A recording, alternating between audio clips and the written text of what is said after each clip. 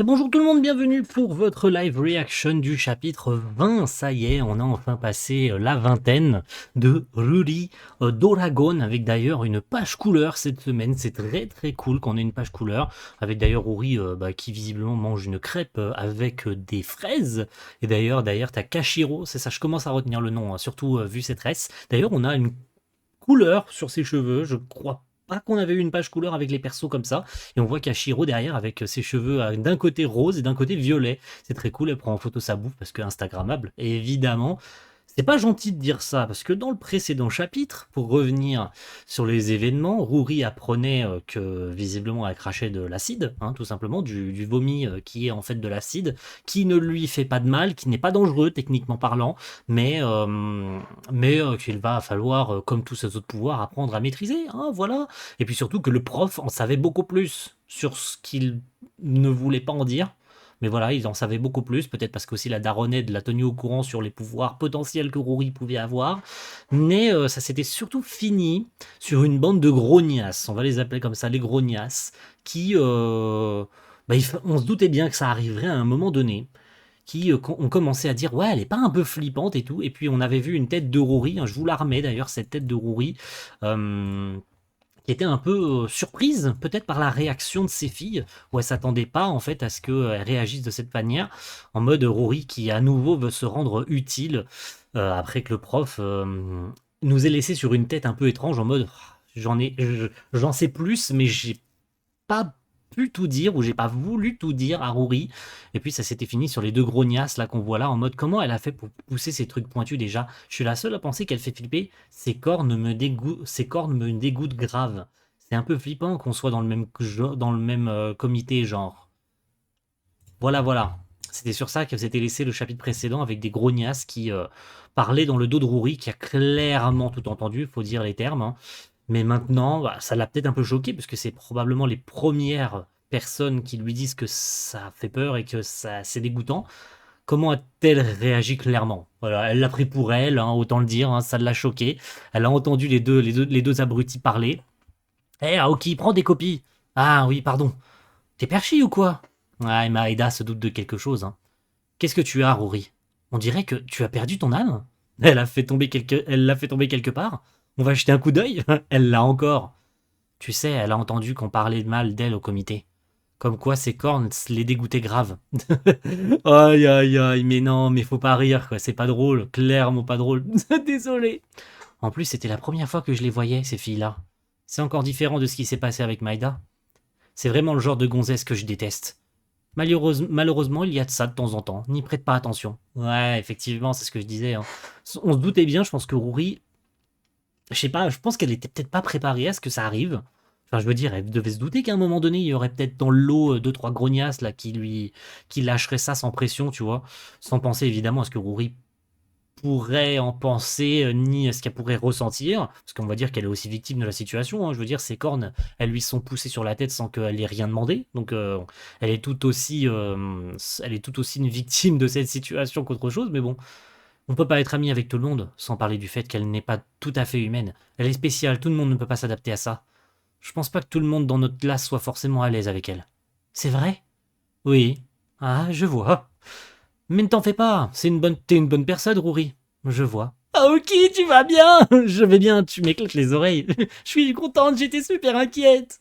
Ah oui, c'est Sato et l'autre là qui viennent la voir après l'avoir emmenée à l'infirmerie. Parce que du coup, c'est les deux là qui l'avaient emmenée à l'infirmerie. Et je pense qu'ils ne l'avaient pas revue en fait. Merci pour hier, Sato. C'était rien, j'ai entendu dire que c'était du venin.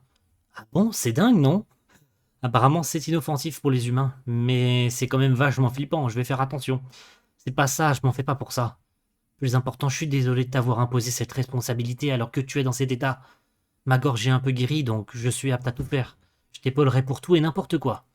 Ok, ok. Donc ils essayent un peu de sauver la situation en mode je t'ai refilé des trucs sans que t'aies rien demandé, j'essaye de rattraper le coche. Alors que clairement, regarde, elle a retrouvé le sourire et c'est ce qui importe, quoi. D'accord, je ferai ça, merci. Ce sont vraiment de bonnes personnes. Aujourd'hui aussi, on a encore une réunion. Ok, très bien, on retourne en réunion, allons-y. Je suis impatiente d'y être, c'est le moment que j'attendais. L'activité du jour est la confection de pancartes. Vous l'attendiez tous, pas vrai? Le comité est divisé par année scolaire pour réaliser ensemble les différentes pancartes fait main qui décoreront tout le lycée. Comme on a déjà des modèles tout prêts, soyez libres de les utiliser. Laissez libre cours à votre créativité, messieurs, dames. J'attendais que ça. On fait quoi? Faisons celui qu'on a choisi tout à l'heure. Dessinons un gros caca.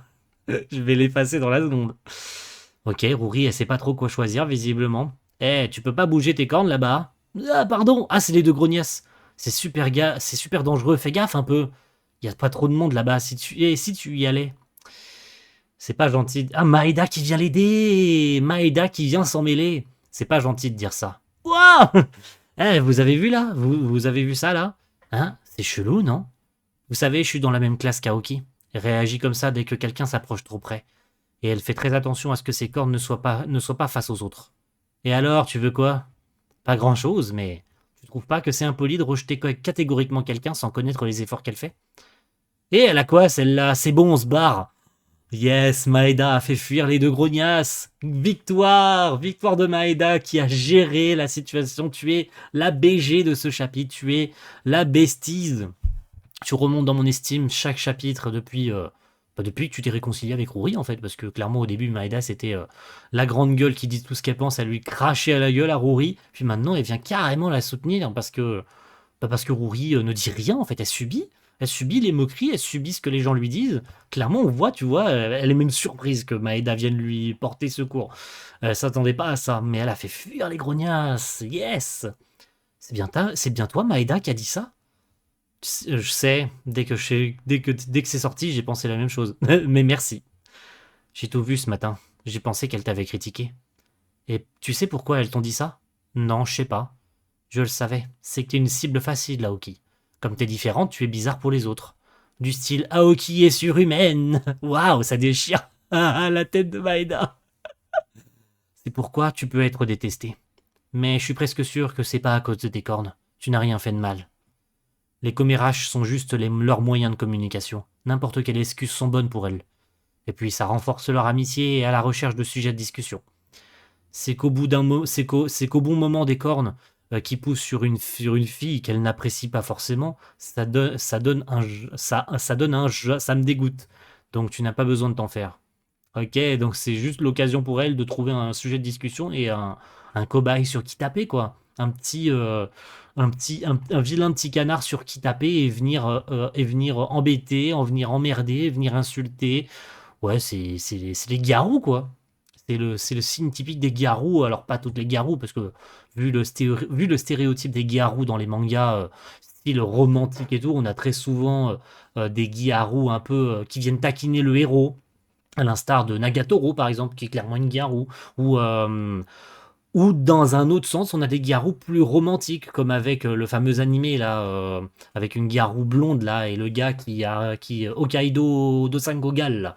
Hein, qui est sorti il y a pas longtemps d'ailleurs, qui est sorti aux éditions Crunchyroll, le côté manga, qui a un côté plus romantique. C'est pas une Garou qui vient emmerder le héros, c'est plus une fille normale qui a l'apparence d'une garou, qui se comporte comme une garou, mais qui a un côté plus mignon, plus doux, en fait. Voilà, elle a pas ce côté chiante, elle a le côté froufrou, en mode la poitrine bien ouverte, la jupe un peu trop courte, les petits ongles bien.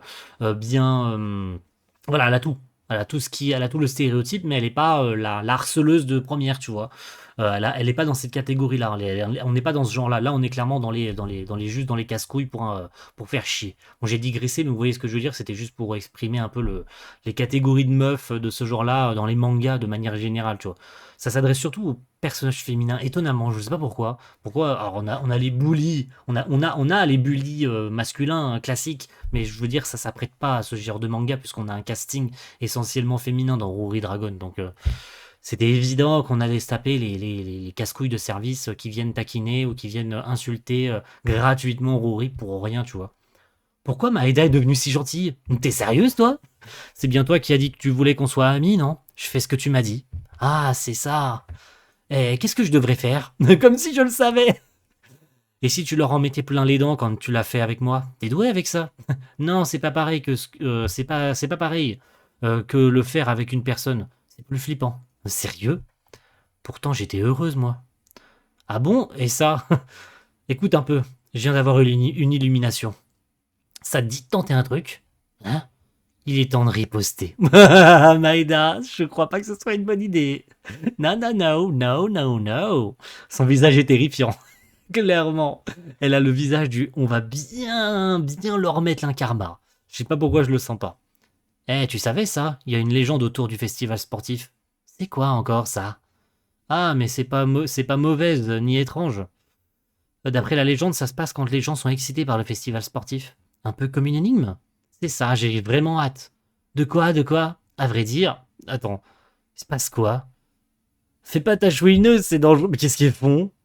Aïe aïe aïe, c'est douloureux, ça fait vraiment mal. Mais qu'est-ce qu'elle branle?